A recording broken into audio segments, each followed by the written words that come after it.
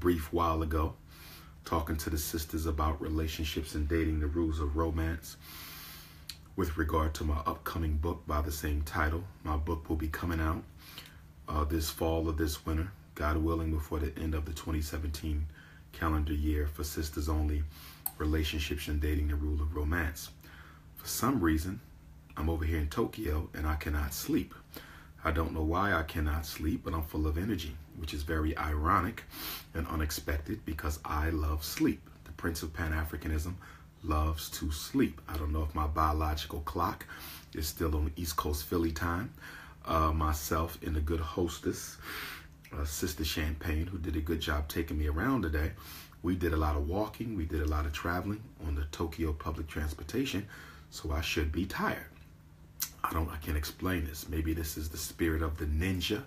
Maybe this is the spirit of the samurai. Maybe this is the spirit of the African ancestors who came to Asia tens of thousands of years ago to build and civilize the country. I don't know where this energy is coming from. Maybe it's coming from Prince Siddhartha himself, Gautama Buddha, whom I consider to be the greatest psychologist of all time, who in fact was an African. So yes, I'm still up. It's 5 o'clock in the morning in Tokyo.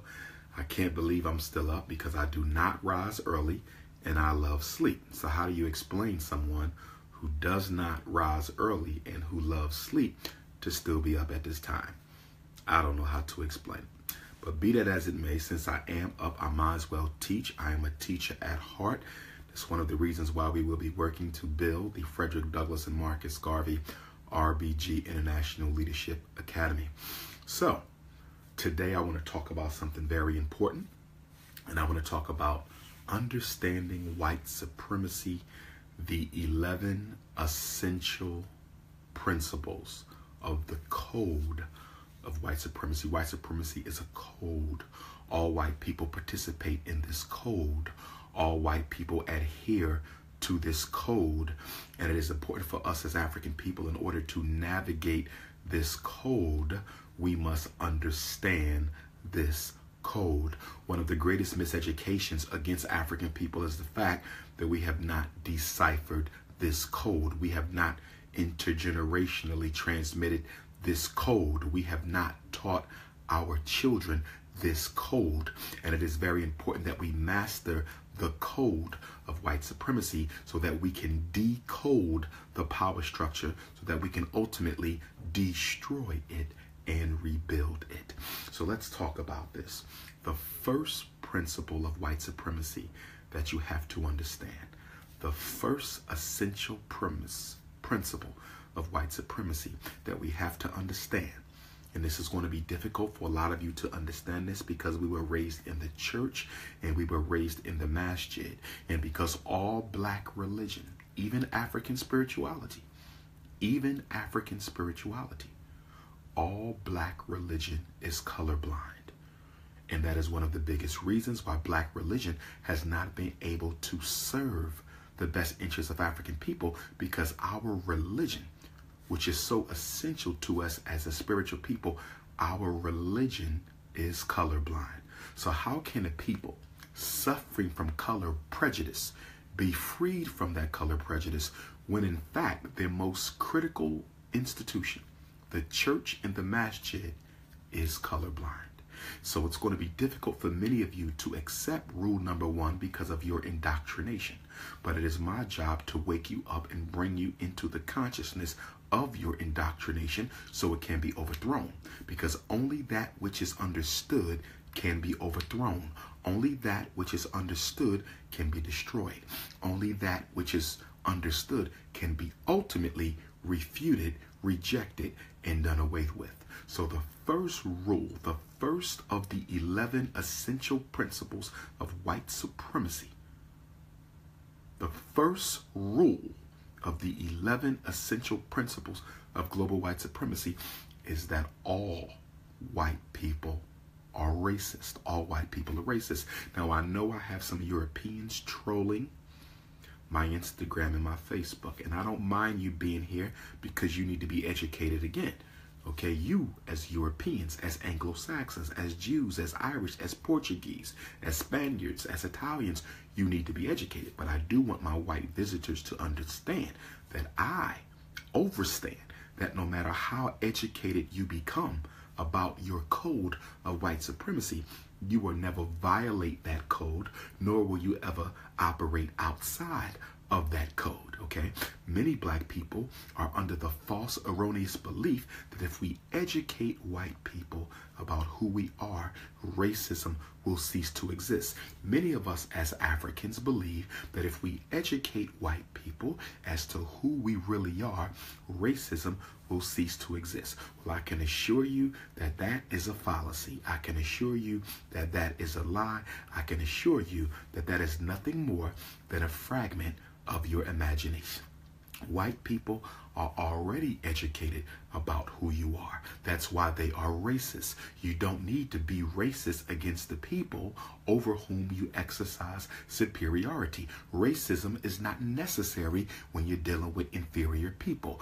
Racism is only necessary when you are dealing with equals or people who are superior to you. The fact that we even have racism clearly connotates and denotes that African people are not inferior. You do not have to devise a system of authority, control, and domination in order to keep inferior people in check. When people are inferior to you, you don't even have to be conscious of them. Do you understand? So the fact that we have a system of global white supremacy clearly articulates and communicates to you that you are not inferior to Europeans.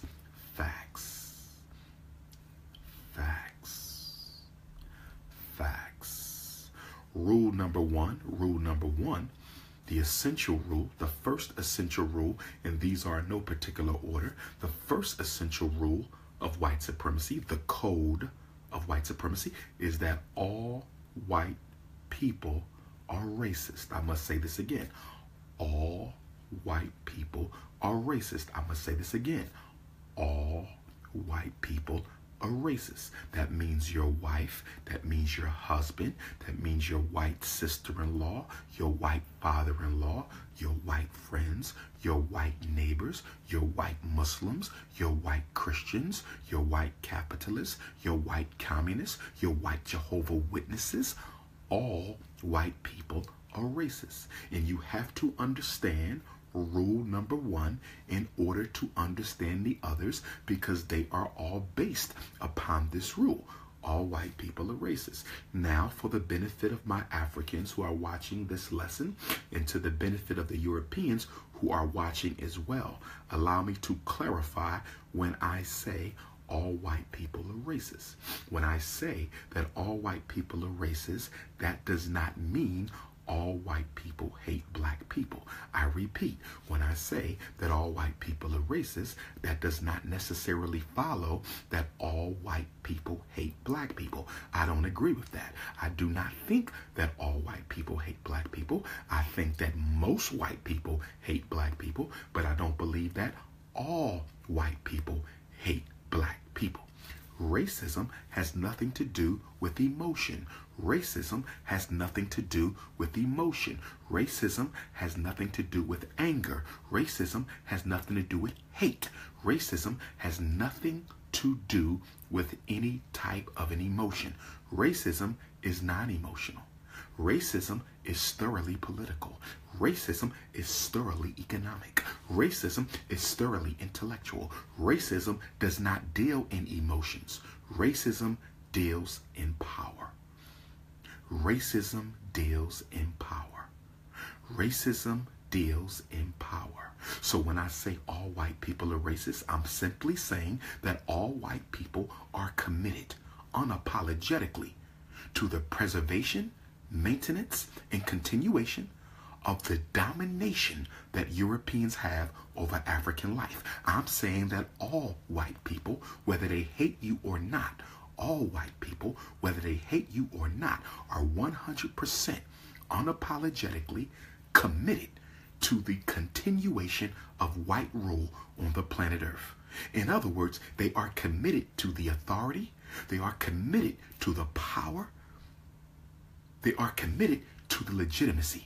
They are committed to the resource control. They are committed to the religious control. They are committed to the cultural control. They are committed to the institutional control. So when I say all white people are racist, I am not saying all white people hate black people. I'm saying all white people benefit from a white privilege that none of them want to give away.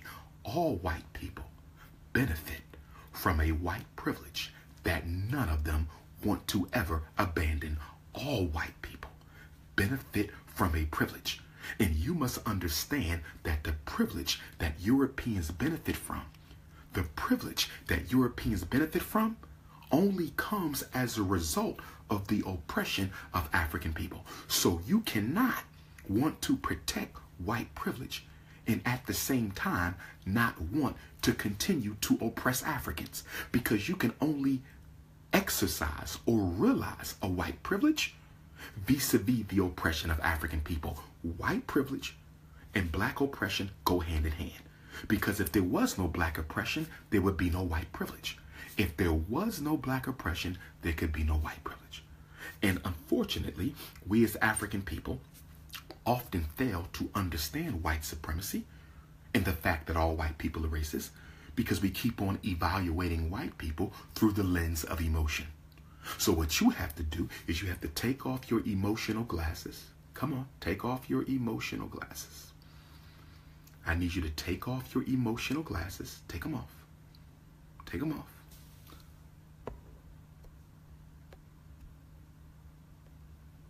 I need you to take off your emotional glasses and then put on your political glasses. Put on your political glasses, okay? You will never understand racism if you keep dealing with it from emotion. And because we keep on dealing with it from emotion, okay? And because we keep on dealing with it from emotion, we are often confused and tricked up whenever white people who we feel care about us, stay with me, when white people who we feel care about us, when white people who we feel care about us, okay, do things that clearly manifest their racism, we are confused. When white people who claim they care about us engage in thought or behavior, okay, that manifests racism, we are confused, because we say to ourselves that this is my white friend. I know they care about me. This is my white friend. I know that they care about me. Well, guess what? They may care about you as an individual African, but they don't care about us as an African people. I repeat, they may care about you as an individual African, but they don't care about us as an African people. They may care about you as an individual African. They don't care about us as an African people. And what you need to understand is that intergroup behavior is regulated by the power structure of their race. In other words, white people do not make policy. They do not make policy for individual black people. They make policy for the whole race. They make policy for the whole race. And you need to understand this, because when you understand that intergroup relationships is based on a power dynamic that does not yield to your personal emotional relationship with a white person, you begin to understand how insignificant your personal emotional relationship to a white person is. So when they do things against you, you should not take it personal, because it's not personal. It ain't about you. It's about them. Racism ain't personal. Racism is business. Racism ain't personal. Racism is business. Racism ain't personal. Racism is business. And this is exactly why. A white person can be nice to you and mistreat other black people. This is exactly why a white person can care about you and still create AIDS. They can care about you and still take the life of your child. They can care about you and still disadvantage your community. They can care about you and still miseducate our children, because you are confusing your individual, personal, emotional relationship with white folk with the relationship between the races. You are confusing your personal, irrelevant, insignificant relationship with Europeans. You're confusing that with the relationship that exists between the white race and the black race. It's time for you to wake up. And I was sent here to wake you up. And I am going to wake you up, even if it kills you. Because as I teach, in order for the African to live, the European inside of you must die. In order for you to give birth to your divine African self, we have to first suffocate the cracker living in your soul. Because every black man has a white man living in his body, and every black girl has a white girl living in their body. And until we perform an exorcism, until we exorcise the demon, until we exorcise the ghost of white supremacy, we can never live. We can never live. You got to kill the cracker inside and for the African to live. Facts. Facts. So never again should I hear any of you talking about the good white people in your life. They may be good white people in your life, but when they deal with us as a race, this ain't personal. When they deal with us as a race, the code through which they deal with us is systematically implemented, and there are to be no aberrations to that code. There are to be no aberrations to that code. So your personal relationship with Europeans has nothing to do with their commitment. Your personal relationship to Europeans has nothing to do with their obligation. Your personal relationship to Europeans have absolutely nothing to do with the agenda of one race to destroy and oppress another. All white people are racist. Racism has nothing to do with emotion. Racism is all about power, and your personal relationship is irrelevant to the agenda that they have for African people. All policy is set for the group. It is not set for the individual. That's rule number one. Rule number two. White people do not share power with black people. White people do not share power with black people. Historically, we have seen this play out for the past thousands of years. We have seen this play out for the past hundreds of years. Okay? We've seen this play out time and time again. They came into Africa bearing gifts. They came into Africa bearing gifts, offering brotherhood and sisterhood. Look at Africa now. Look at Africa now. 5 centuries of destruction, 5 centuries of slavery, 5 centuries of colonialism, 5 centuries of resource rape, 5 centuries of European financial control. They don't share power with black people. Anytime a white person approaches an African claiming to want to go into a business undertaking together, you can bet your bottom dollar that you will be manipulated, you will be connived, and you will be deceived out of your share of equal ownership.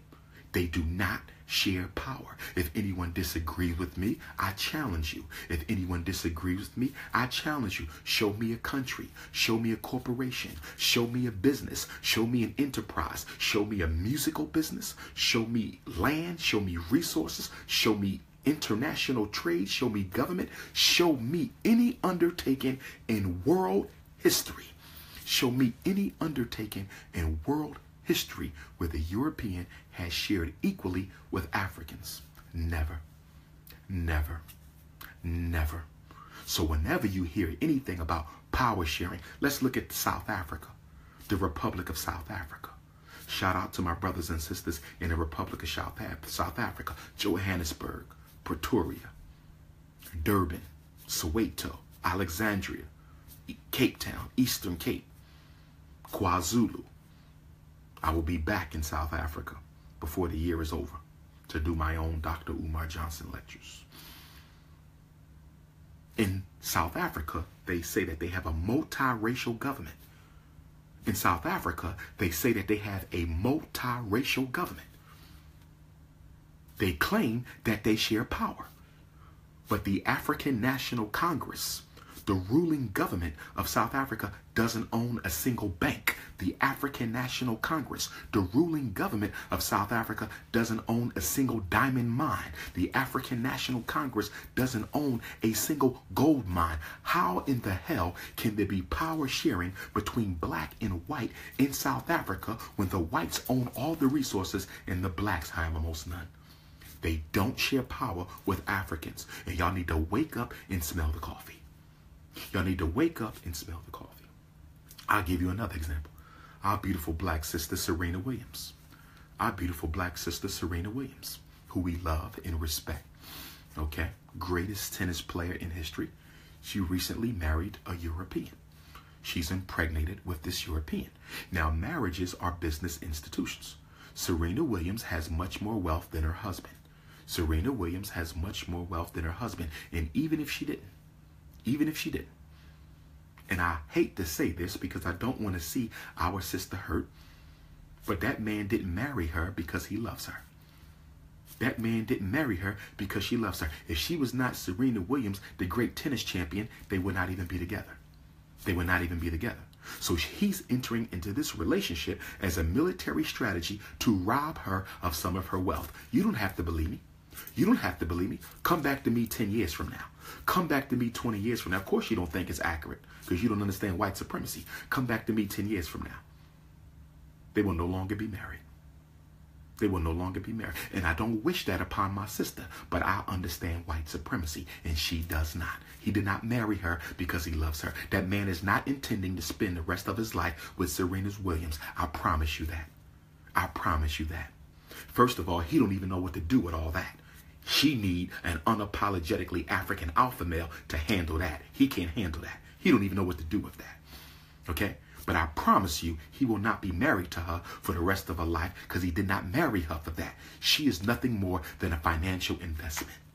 She is nothing more than a financial investment. White supremacy is non-emotional. White supremacy is non-emotional. White supremacy is non-emotional. Number 3, white supremacy is ruthless. White supremacy is ruthless. Do you know what ruthless means?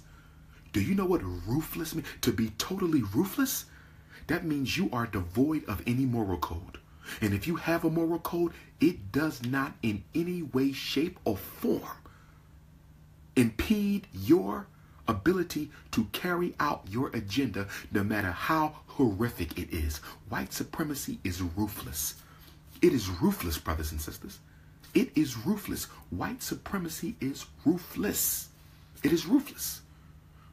If they have to create AIDS, they will do it. If they have to create Ebola, they will do it. If they have to poison your children, they will do it. If they have to mass incarcerate your men, they will do it. If they have to homosexualize the babies, they will do it. If they have to blow the levees in New Orleans during Hurricane Katrina, they will do it. If they have to tear down the Twin Towers in New York, they will do it. Whatever they have to do, they will do it. It is ruthless. White supremacy is ruthless. It has no moral code.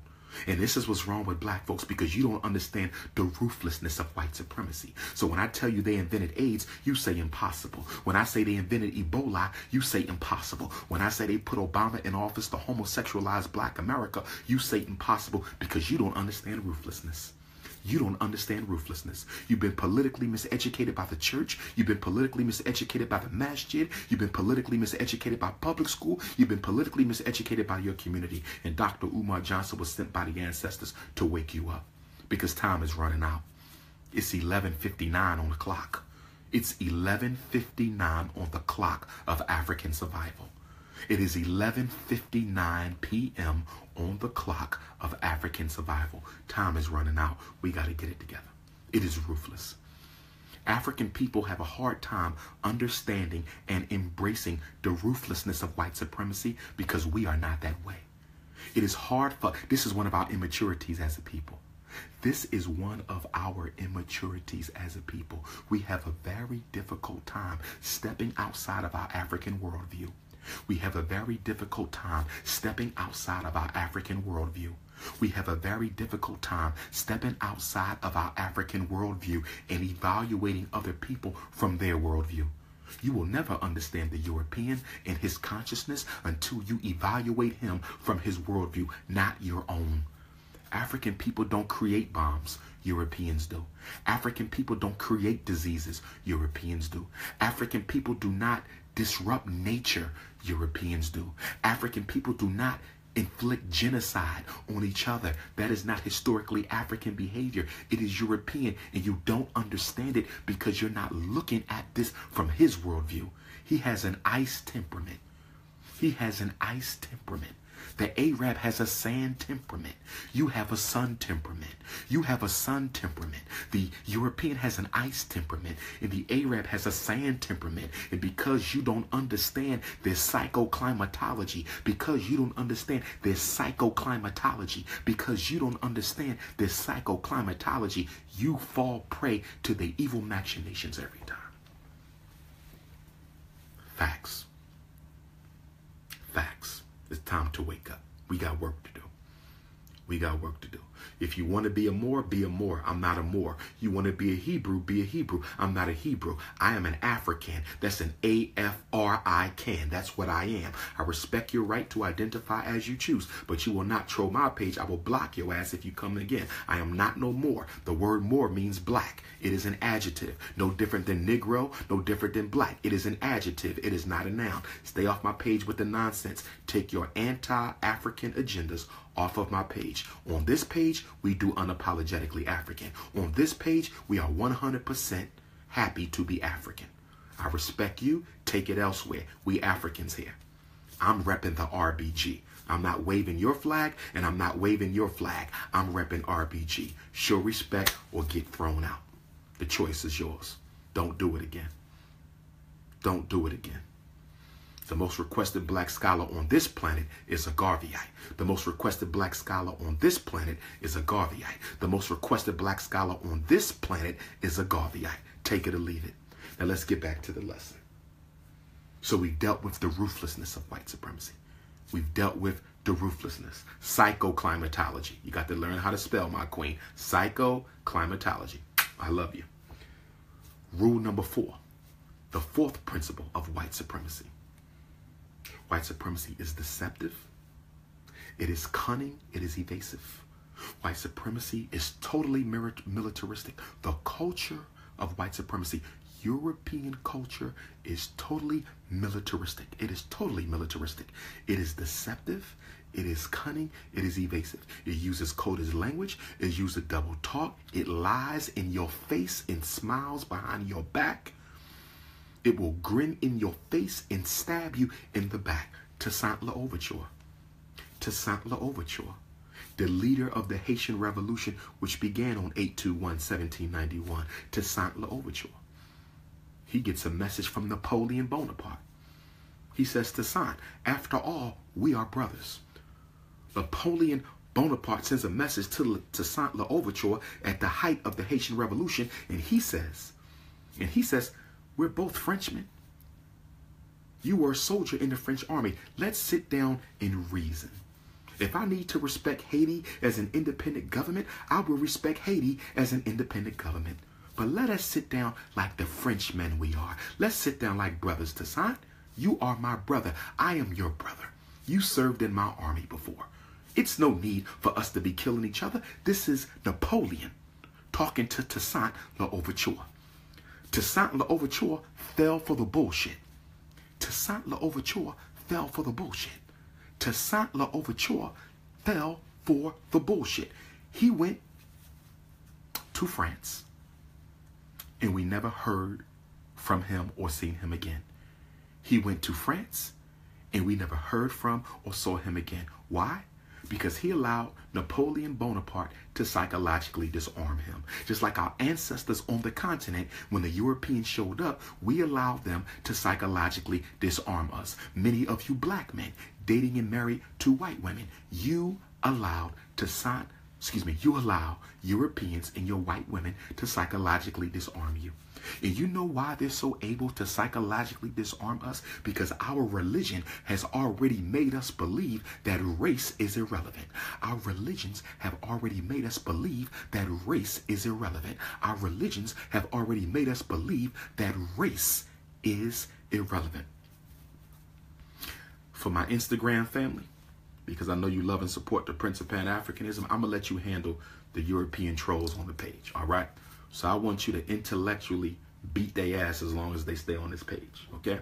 Now, for the ones who are just listening and learning, we're not going to mess with them. We respect that. But for the ones who trolling, I'm going to leave that to my Instagram family to get in that ass, okay?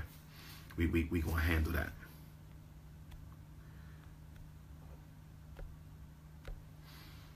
Okay? So, this is why they love contracts. If you notice, white culture doesn't value verbal contracts. Have you noticed that? African culture, we do a lot of verbal contracts. We can shake on it. It's a verbal contract. European culture, they don't do verbal contracts. They want it written down. They want it on paper. They want it on paper.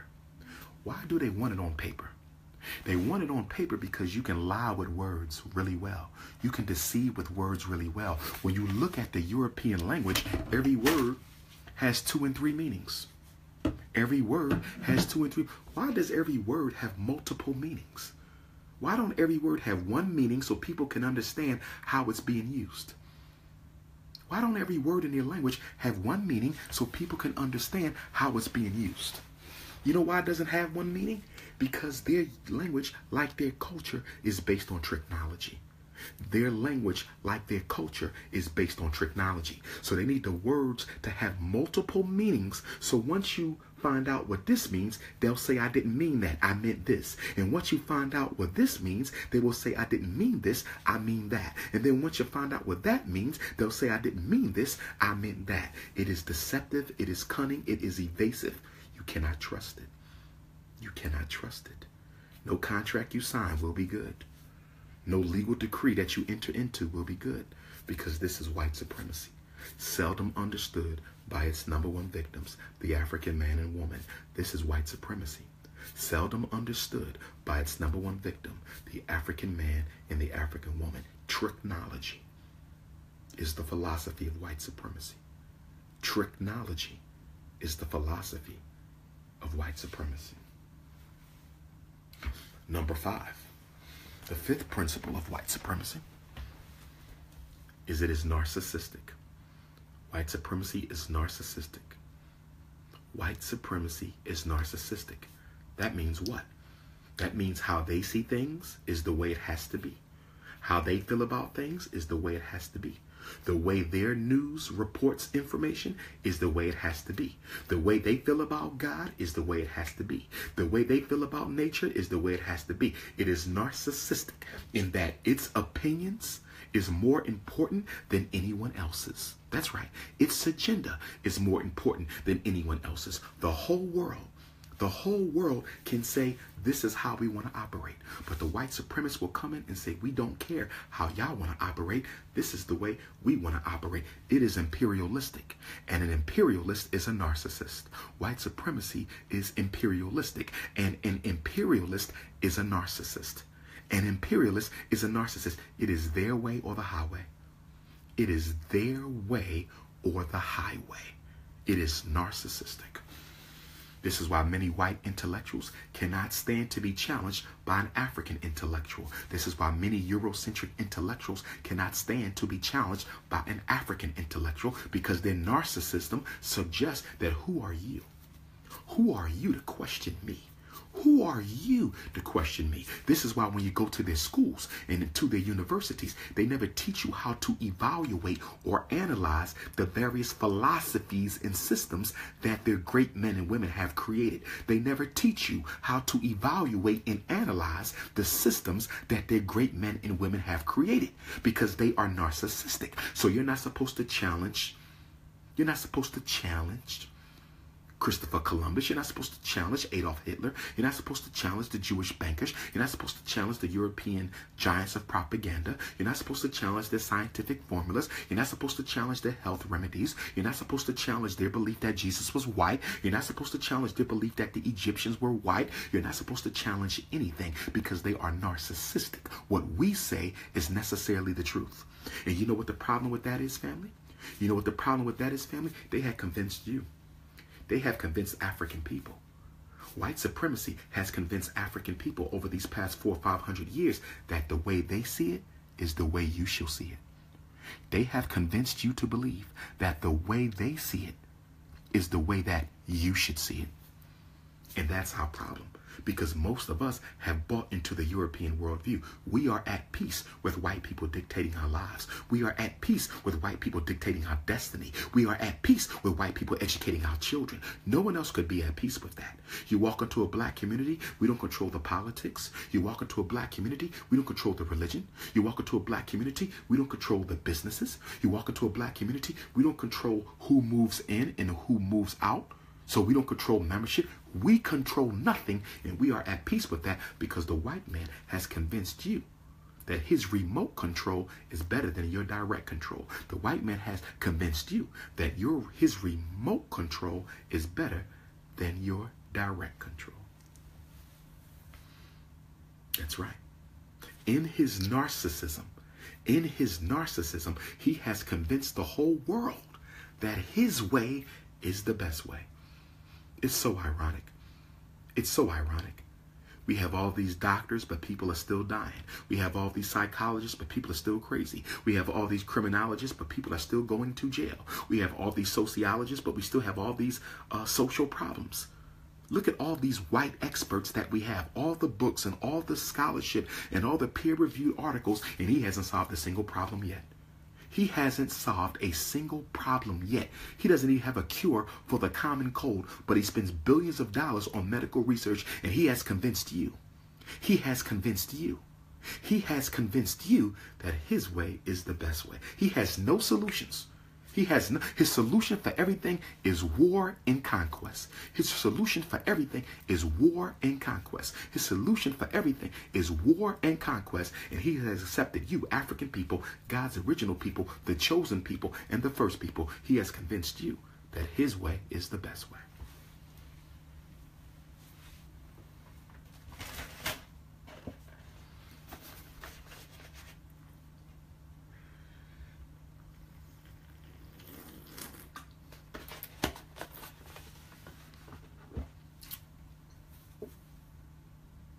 Number 6.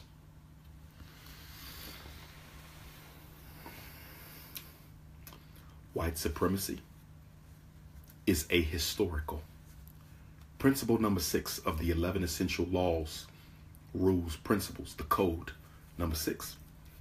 White supremacy is ahistorical. What do I mean when I say white supremacy is ahistorical? Whenever you bring up a problem that white supremacy has created, whenever you bring up a problem that white supremacy has created, they never want you to go into the history of that problem. We don't, no. He tells you why you keep living in the past.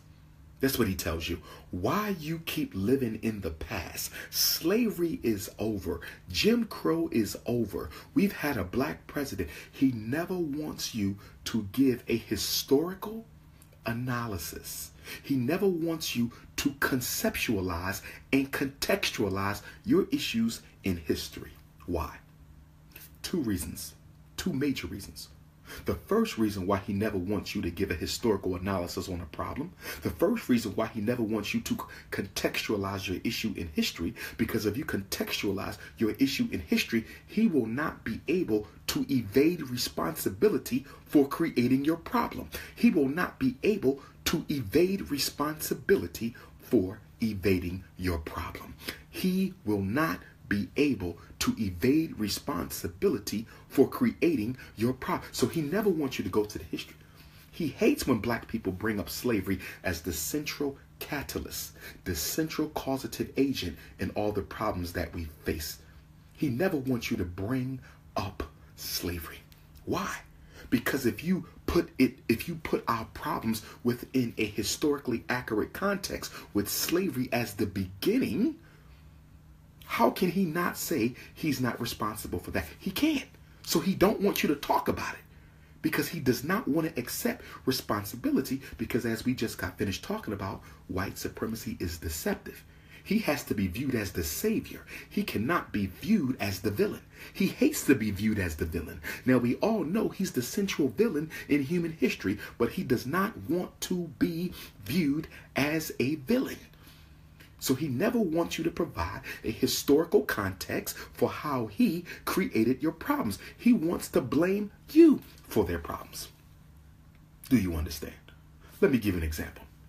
So, we look at the mass incarceration rate of black men. We look at the mass incarceration rate of black men in America. We look at the mass incarceration rate. The European white supremacy, the system, wants you to view black men as born criminals. Born criminals who have to be incarcerated and exterminated. That's his solution. They are born to commit crimes. They are born to, this is what these animals do. That's his whole formula. That's his whole formula. Now, when it comes to Dr. Umar Johnson with that nonsense, I'm going to give a historical context to mass incarceration, going back to what? The end of slavery. The end of slavery. During slavery, jails were filled with white men. During slavery, jails were filled with white men because they needed us to work. When slavery ended, the complexion of the prisoner began to change. When slavery ended, the complexion of the prisoner began to change. And prison in America went from being a male-dominated establishment to a black male-dominated establishment. It went from being a white male-dominated establishment to a black male-dominated establishment. And how did they perfect that? How did they transform the color of the prisoner? Number one, they created the vagrancy laws.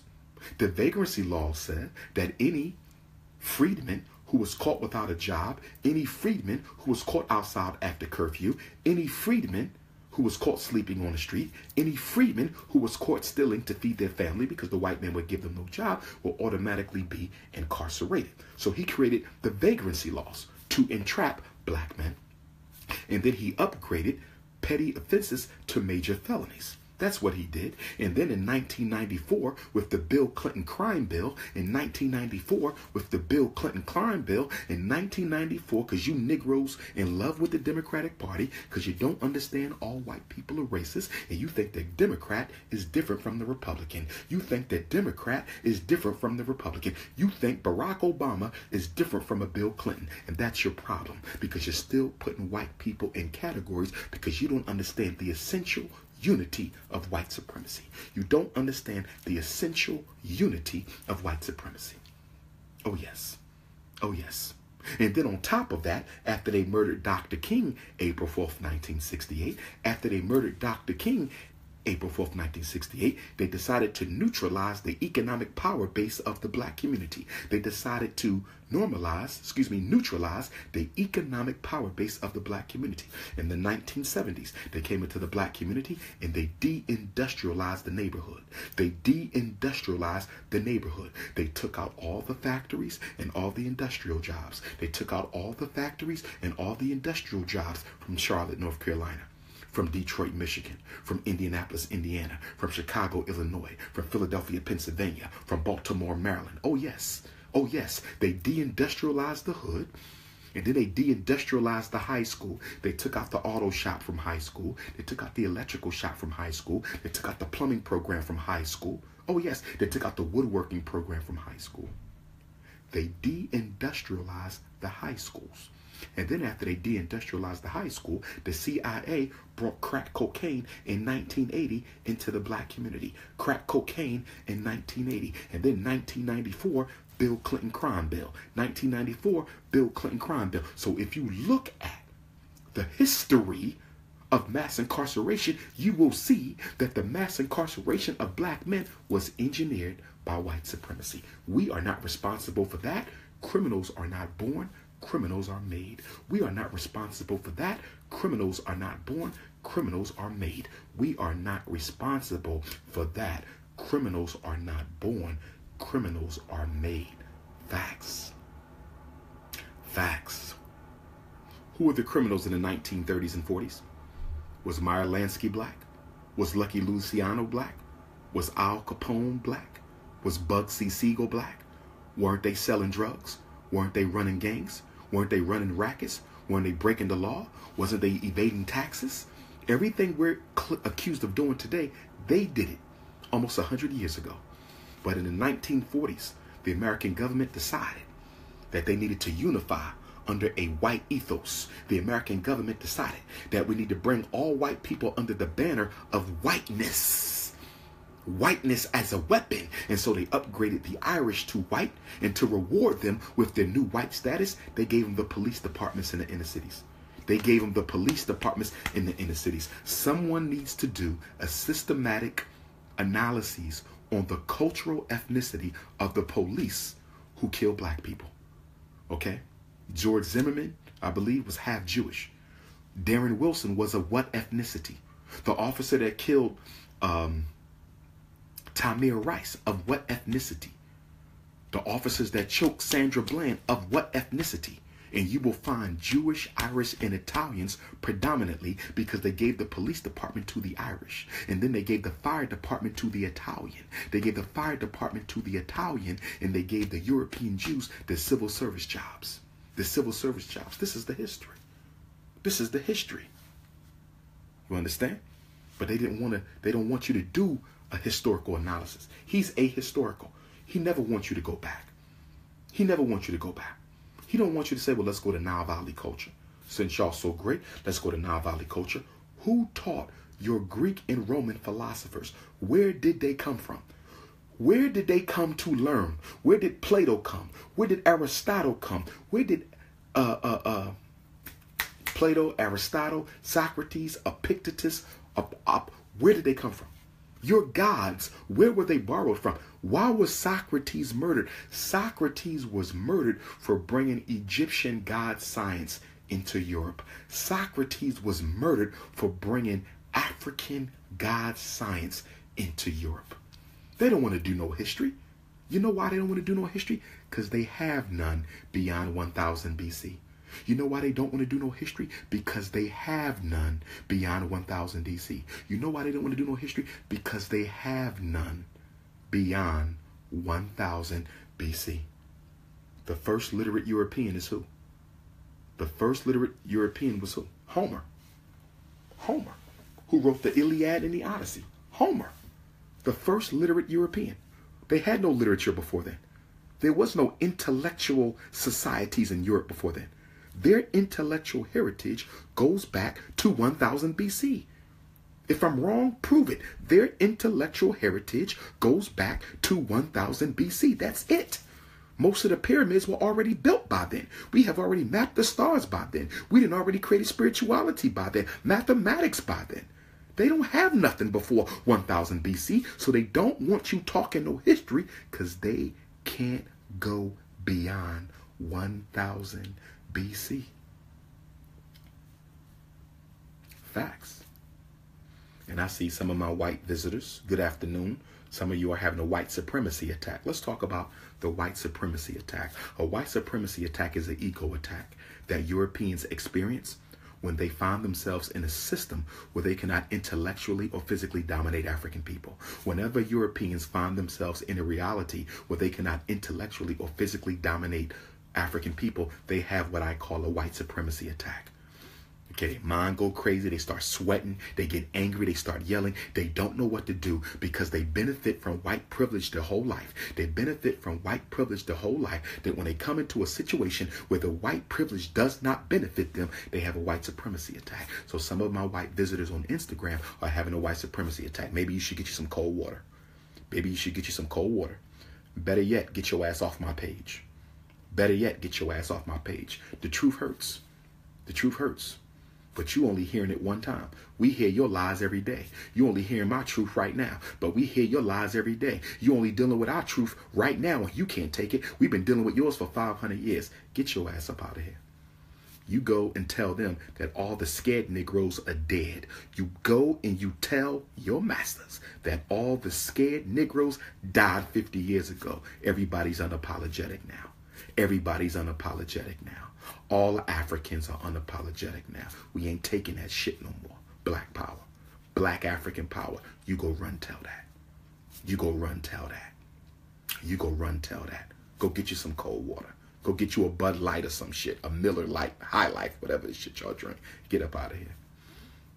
Facts. Facts. Next. Number 7. And see, this is why I like to point out that I use my real name. I'm not hiding behind some fake Egyptian name. Like most of these Hotep Negroes. They don't use you don't know what their name is. They could be pedophiles for all you know. You don't know. Criminals. You don't know what the hell they done. They reinvent their life with a fake African name. I'm Umar Johnson everywhere. I'm Umar Johnson on Instagram. I'm Umar Johnson on Facebook. I'm Umar Johnson on Twitter. I'm Umar Johnson when I'm evaluating your kids. I'm Umar Johnson when I'm at the prison. That's right. I'm Umar Johnson when I'm battling Europeans. You know who I am. Okay, I ain't got no fake name hiding behind a fake name. I'm real. My life is real. You should try being real. It works.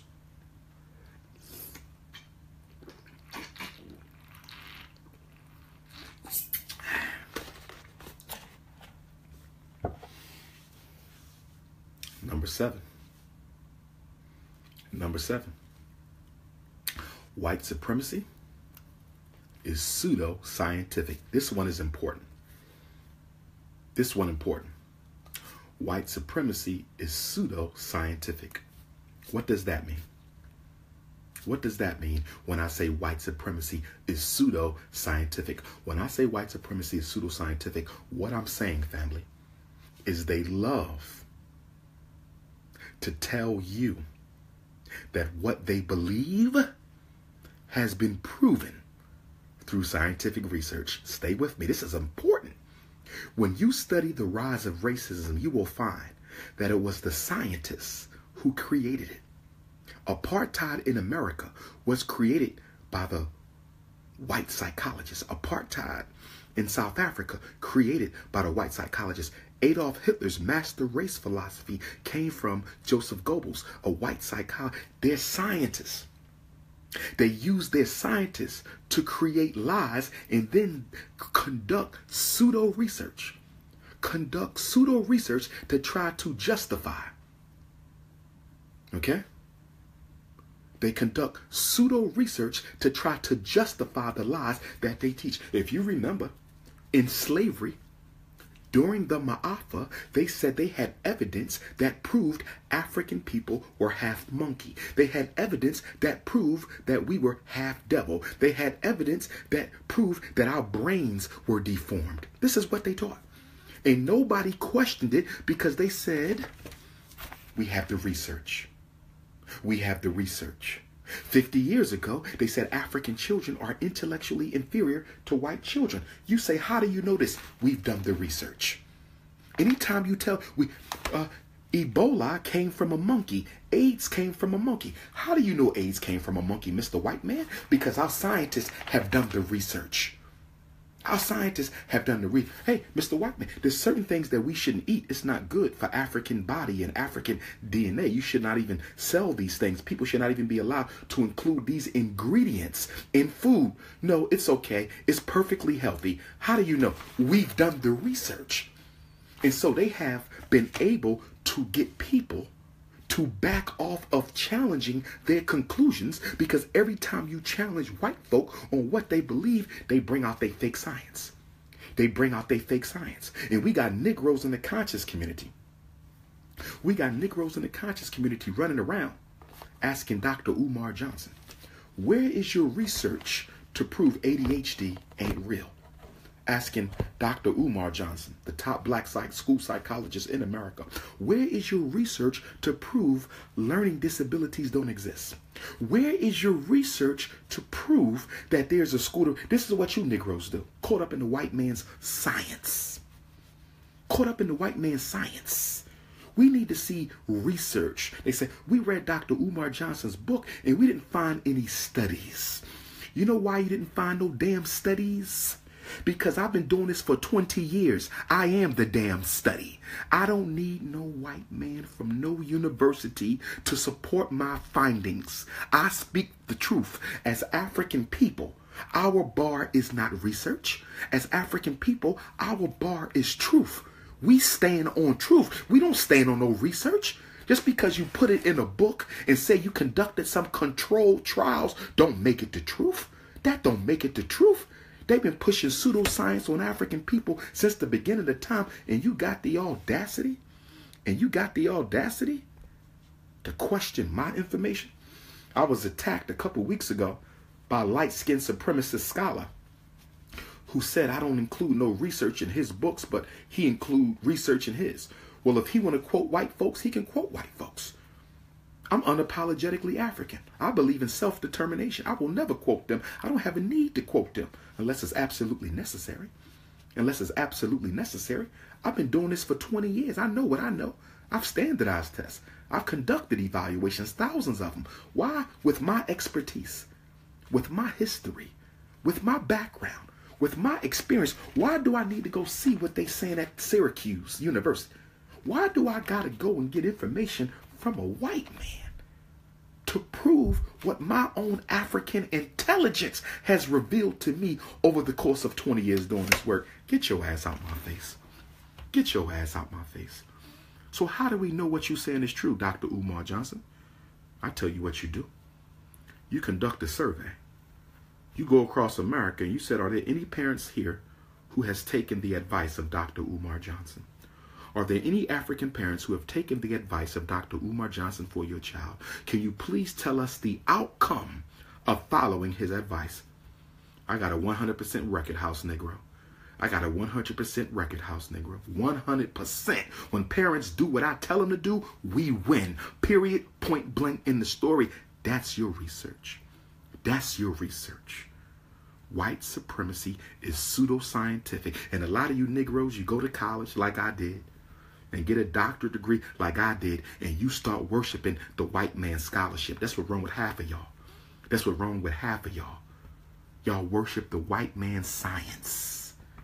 Well, he said this, and he said this, and they found this. That ain't nothing but lies. The best way to get people to swallow a lie is to make it look scientific. You falling for that?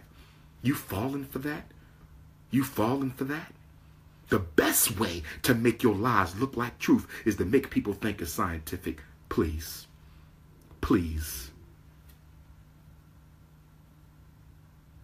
Number eight.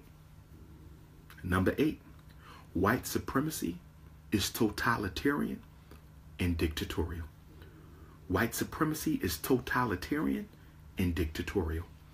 White supremacy is totalitarian and dictatorial. What does that mean, black man and woman? That means that there is no one or no thing that is outside of its control. It preys on everything. It is totalitarian.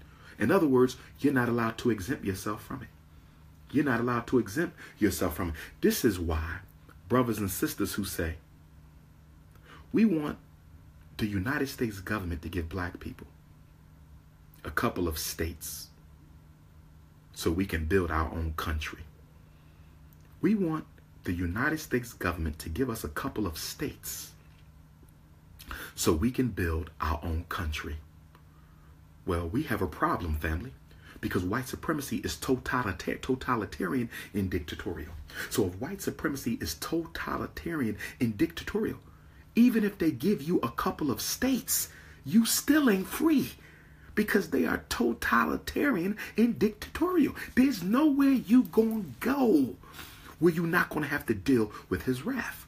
So then some of you come to us, the Pan-Africanist, the revolutionary Pan-African nationalist. Y'all come to us, the Garveyites. Y'all come to us, the African fundamentalists, and you say y'all believe in repatriation. Well, the white man is in control of Africa too. So how are we going to be free running over there? And to that we say, hold on, I got a Ku Klux Klan member on my page. Let me block this Ku Klux Klan member. Nobody's scared of y'all no more. Fuck out of here. Okay?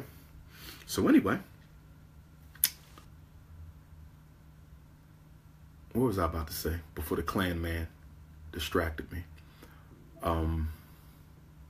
Oh, y'all say y'all going to Africa.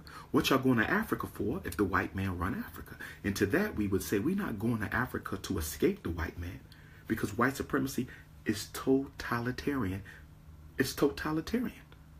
We're going to Africa because when we study geopolitical strategy, we conclude that in Africa, we have the best chance of waging and winning the war against white supremacy. Facts. Facts. We're going to Africa, not only because it's home, not only because it is the jackpot of all nations, everybody wants Africa, but because that is where we dominate as a race. That is the land of the blacks. If we go there and fight from there, we have the greatest opportunity for victory. That is why we go to Africa. Not to run away, but to increase the chances of victory. That is why we go. Facts. It's totalitarian. It's totalitarian. Okay? And because it is totalitarian, black bourgeoisies fail to realize that once they use them against us, they coming for them. See, Oprah and Barack and all these black bourgeoisies, they don't realize that you're not in. If you think you're in, go ask Bill Cosby. If you think you're in, go ask Bill Cosby. If you think you're in, go ask Bill Cosby. He thought he was in. He thought he was in. Bill Cosby made his career off of making white folks laugh. And when black people stood up against racism, he defended the system and told us to go somewhere else and stop blaming racism. And now look, racism done bit him in the ass. Racism done bit Bill Cosby in the ass. Why? Why? Because it is a total system to oppress and exterminate Africans.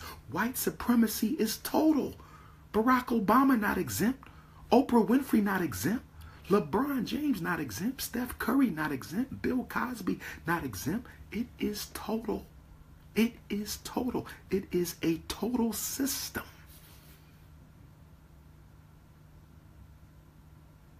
This is why we need the Frederick Douglass Marcus Garvey Academy. See, you will never win this war politically, economically, culturally, socially, intellectually, spiritually. You will never win this war until you educate your own children. And do you want to know why? Why can I sit here and say, as a master educator, that you will never win this war until you educate your own children yourself? You know why I say this? Because one of the first goals of education is to make children of the victim loyal to children of the oppressor. One of the first rules of education is to make the children of the victim loyal to the children of the oppressor. So until you get your children's minds back, take all of this we see, all this madness amongst our youth, from Barack Obama's homosexuality all the way on down. All of this is the result of black people not taking the educational destiny of their children into their own hands. How are you going to keep sending your children to his schools? They're being taught sympathy for his agenda.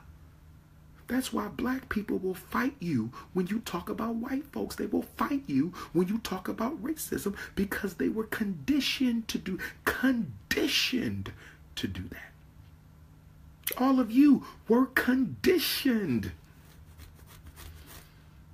That's why when I talked about African spirituality earlier, when I said no religion is African unless it believes in ancestral veneration, y'all start saying paganism. Paganism, that's the devil. Because you were taught that. Anything that is not within the scope of the white man's Christianity or the Arab's Islam is paganism to you, because you are a Negro robot, a Negrobot. A Negro robot, a Negrobot. That's what your ass is. You on remote control. White man play you like he play Sega. He play you, this is you. He ain't even got to be in the hood. He got this. He played Negroes like this. Tell you what to do, how to do it.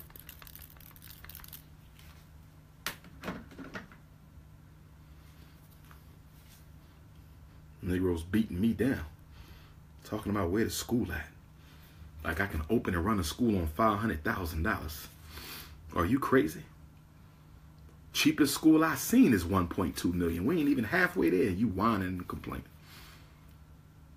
Really just jealous because you want that money so you can go and spend it on new Benz or something.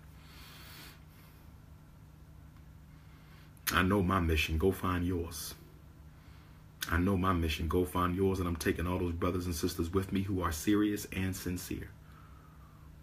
You know what I'm working on right now, brothers and sisters? Remember that repatriation I was talking about? That repatriation? I'm working on that. I'm working on that as we speak. Oh, yes. Oh, yes. Oh, yes. I'm working on that. Some of y'all going with me to Africa soon. We might got to push it back. I know I said 2018. Might got to push it back, but I'm working on something. I'm working on something right now. I'm working on something right now, and I'm going to take the serious people with me, not no nuts. Not no nuts and part-time haters. You see? And I'm not taking none of my frenemies, okay? Let me tell you what my frenemies are, then I'm going to get back on the lesson. Because we got 3 rules left. Frenemies are people who act like they are for you, but when you're not around, they're hanging out with your homies. I can't begin to tell you how many people who claim they were for me, and when, you know, I'm just scrolling through the Facebook feed, they laughing and partying with people who have done all they can to try to destroy me and my work. I'm telling you right now, I don't care who you is. Okay, you ain't no supporter of mine if you friends with people who have openly tried to destroy my work. I want to be clear about that. I didn't say you couldn't be friends with people who disagree. Disagreement is not hate. Disagreement, you can disagree with me all day. I don't care about that. I'm unapologetic. I don't care. If you friends with people who disagree with Dr. Umar, that's all right. Your husband may disagree. Your wife may disagree. That's all right. I'm not talking about disagreeing. I'm talking about aggressive hatred. Aggressive hatred is what I'm talking about. Ain't no way in hell you with me and you rolling with aggressive haters. I don't get down like that. I'm a Leo. I am a Leo. I'm a son of the sun. And loyalty is very important. Loyalty is very important. Loyalty is very important. Okay?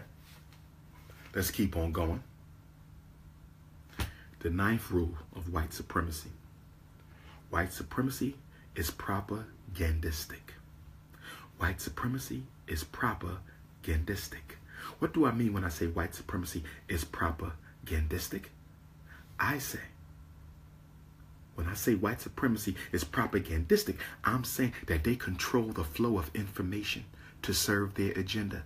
They own CNN, they own Fox, they own USA Today, they own the New York Times, they own the LA Times, they own the black newspapers, they own cable. They control the flow of information, and in controlling the flow of information, they control the consciousness of the people.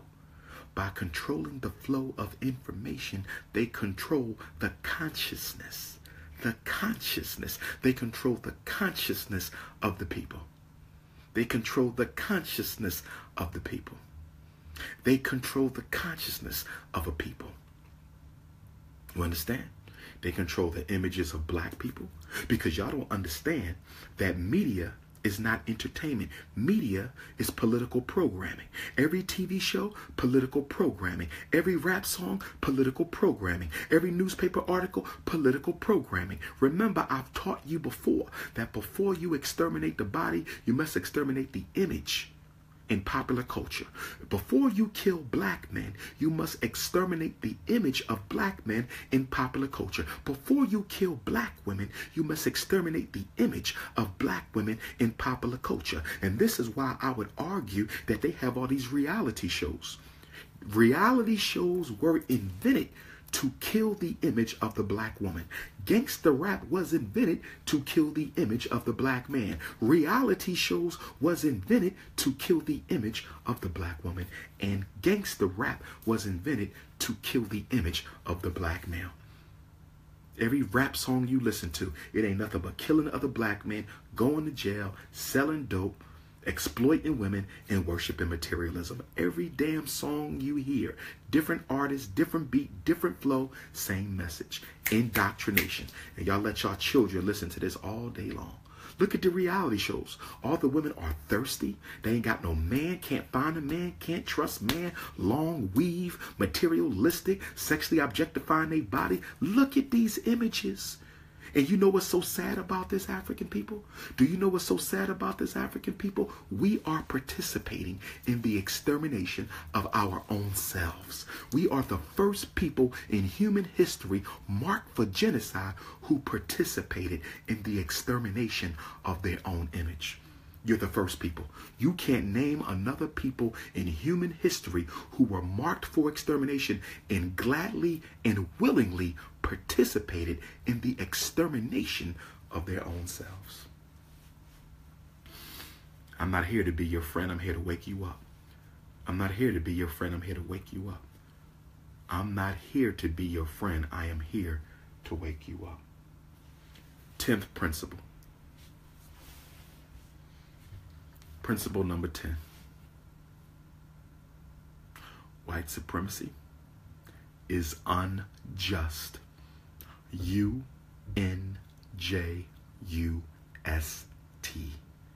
White supremacy is unjust. U-N-J-U-S-T. They are incapable of treating you fairly and equally.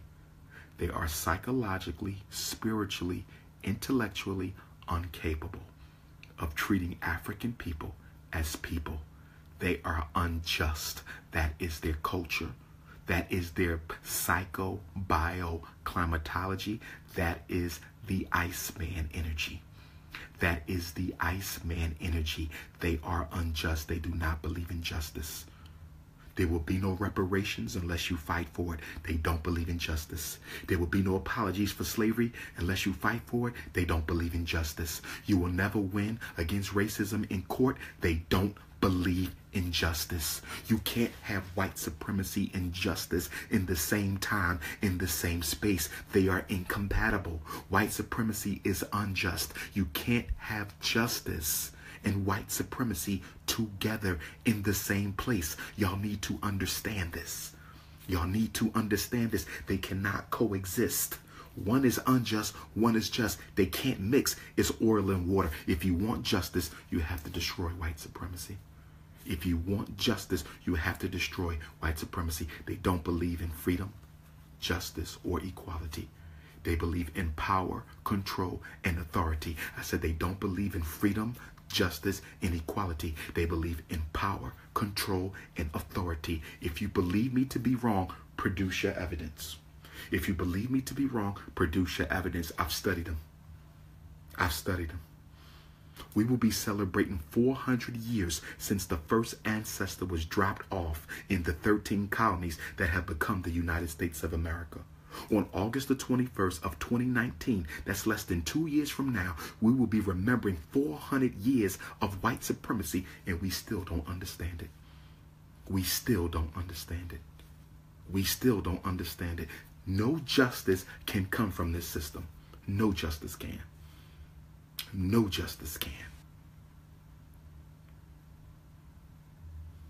These are the facts, and they are undisputed. Last principle. Principle number 11. Last principle. Principle number 11.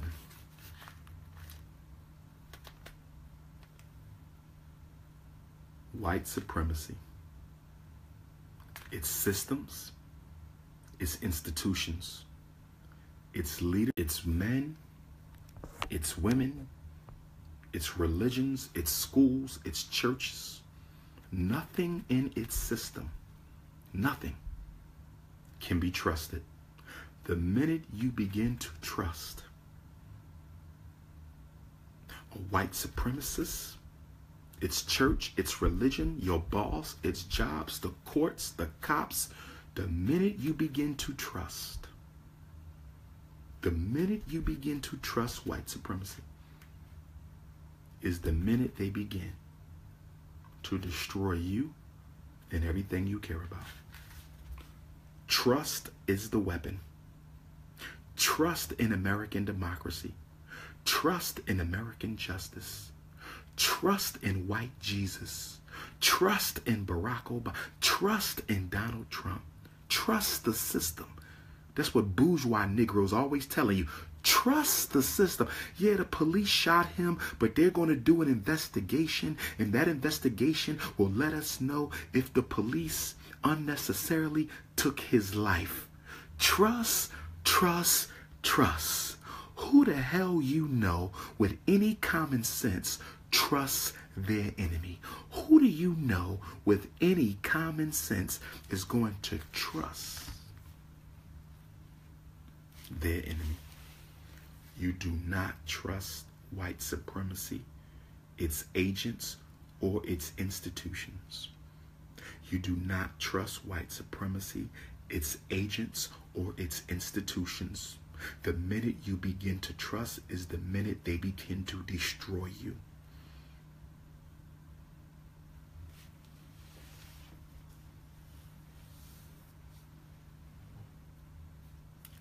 Facts.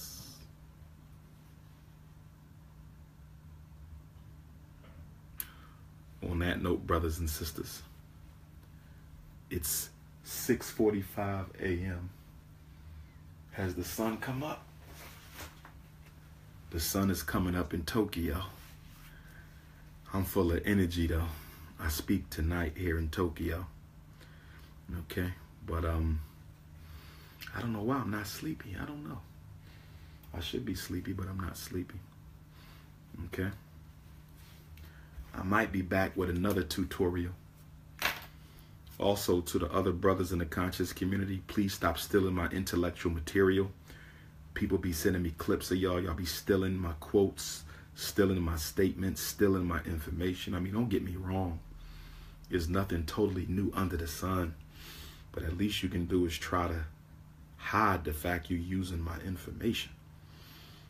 You feel me? Some of y'all don't, I don't even rock with you and you using my information. Like, that came right out my mouth. Like, I know y'all watch me and I know y'all study me and I ain't got no problem with that. But if you're going to quote me in your interviews and in your lectures and in your live feeds, then you're going to have to give me credit. Y'all take my hashtags and use them. Y'all take my quotes and use them. I mean, damn. Where the honor amongst thieves at? But nonetheless, Brooklyn, New York City, Friday, June 2nd. Get your tickets. Brooklyn, New York City, Friday, June 2nd. Get your tickets. Brown Memorial Baptist Church, 52 Gates Avenue in Brooklyn. That'll be my first stop from Asia. Can't wait to get to Brooklyn. I'm coming straight to you. Brooklyn, I'm coming straight to you from China, June 2nd. Bronx, Harlem, Manhattan, Queens, Staten Island, Long Island, Money Earning, Mount Vernon, be up in the building. Jersey, be up in the building. Okay. Coming to you. Detroit for the National Independent Black Parent Association Training Conference. I'm hoping a lot of you from around the country join us in Detroit for the National Independent Black Parent Association Training Conference. Okay, Ireland. I done seen you a couple times, Ireland. We can do a lecture in Ireland. I'm going to be in the UK. So what you can do is send me a message, and I'll put you in contact with my United Kingdom host, my organizer, the good sister, and we'll try to get up to Ireland while we over in the UK. I ain't got no problem coming to Ireland. Okay? So just get me, hook me up with that. All right? But June 9th and 10th in Detroit, we need y'all to come on out. It's a national conference to train you. Dr. Umar Johnson will be training you to come back home and be a leader, to be a leader of the National Independent Black Parent Association where you live, to be a leader of the National Independent Black Parent Association where you live. You can register now. princeofpanafricanism.eventbrite.com. If you want to go to Africa with me, we're going to Ghana, Togo, and Benin. If you want to go to Africa with me, we're going to Ghana, Togo, and Benin, July 27th to August the 10th. Ghana, Togo, and Benin, July 27th to August the 10th. Okay, text me, email me. I will send you the link. It's not too late. You can still register. We hype. We going to Africa. Let's get it popping. Okay, the Black College and Consciousness Tour for your sons or daughters. You can register now. $2,000, $1,000 now, and another $1,000 is due by the 18th of June. $1,000 now, and another $1,000 is due by the 18th of June. Don't tell me you ain't got the money. You got the money for your weave. You got the money for your car note. You had the money for your New Year's party. You had your money for the 4th of July. You had your Easter money. You got your Christmas money. Just be honest and say, my child ain't worth it. Just say it. I'm not interested in spending that kind of money on my child. My money goes on materialism. My money don't go on making my child no black conscious, getting them ready for college. I don't spend money on that. Just be honest with yourself. Don't make excuses. You don't value your child's consciousness. You don't value your child's future. You don't value your child's knowledge yourself. Just be honest with yourself. But for those of you who do value, you can go ahead and register now. DrUmarJohnson.com. Click on Eventbrite, or you can go straight to Eventbrite at princeofpanafricanism.eventbrite.com. Seattle, Seattle, Seattle. I'll be in Seattle for the first time in 4 years. The Juneteenth Power Lecture. I'm hoping the whole state of Washington come out. I'm hoping Oregon come out. I'm hoping my Portland family come out on June 17th. That's a Saturday, June 17th, Seattle. And of course, Minneapolis, Minnesota. Minneapolis, Minnesota on Wednesday. Minneapolis, Minnesota on Wednesday, the 14th. I'm hoping to see y'all. And then Washington, D.C. for Power Talk. For my brothers and sisters who are down in the DMV, I'll be speaking at Power Talk, Washington, D.C. on Saturday, June the 24th. Power Talk, Washington, D.C., Saturday, June the 24th. Make sure you donate to the Frederick Douglass and Marcus Garvey Academy, and we're going to keep it popping. All right? So I might go downstairs and get me some breakfast, some Tokyo breakfast. I don't know what they're going to be cooking. You know what I mean? Maybe they got some grits and eggs down there. Give me this Tokyo breakfast, and we're going to see what's popping. You can add me on WhatsApp if you need to hit me. You can add me on WhatsApp if you need to hit me. 215-989-9858. 215-989-9858. Speaking requests. Some sisters said they want me to come and do the For Sisters Only seminar. You can email that directly to Dr. Umar Speaks at Yahoo. DRUMAR Speaks. DRUMAR